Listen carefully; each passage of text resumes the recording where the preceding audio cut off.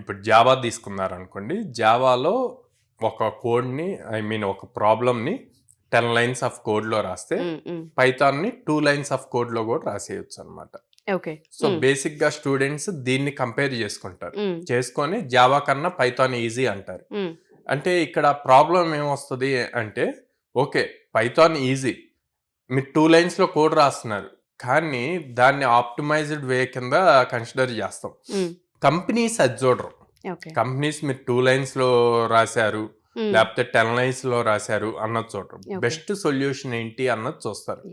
Okay, ఆ best solution అన్నది ఎప్పుడు చూస్తారు అంటే, మీరు రాసిన ప్రోగ్రామ్ ఎగ్జిక్యూట్ చేసినప్పుడు ర్యామ్ ఎంత తీసుకుంటుంది, ఓకే టైం ఎంత తీసుకుంటుంది రన్ అవ్వటానికి, ఈ రెండింటిని కన్సిడర్ చేస్తారు. సో నేను అందుకే స్టూడెంట్స్కి ఎప్పుడైనా సరే ఫస్ట్ ఆప్టిమైజ్డ్ వే రాయకూడదు, ఫస్ట్ క్లియర్ ఇన్ డీటెయిల్డ్. ఎప్పుడైతే మీరు షార్ట్ అటెంప్ట్ చేసి ఇంటర్వ్యూర్ క్వశ్చన్ అడిగినప్పుడు ఎక్స్ప్లెయిన్ చేయలేకపోతే యు ఆర్ నాట్ స్కిల్డ్ అన్న పాయింట్ వస్తుంది.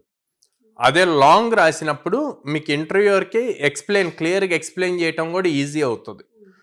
సో ఈ పాయింట్స్ అన్నీ చెక్ చేసినప్పుడు ఎక్కువ మంది ఆ షార్ట్ ట్రిక్సే నేర్చుకొని ఇంటర్వ్యూస్లో ఫెయిల్ అవుతారండి. సో అట్లా నేర్చుకోవద్దు, షార్ట్ ట్రిక్స్ అన్నవి నేర్చుకోవద్దు. ఎప్పుడు ఇన్ డీటెయిల్డ్గా రాయటం నేర్చుకోండి, అవసరమైన దగ్గరే వాటిని ఇంప్లిమెంట్ చేయండి.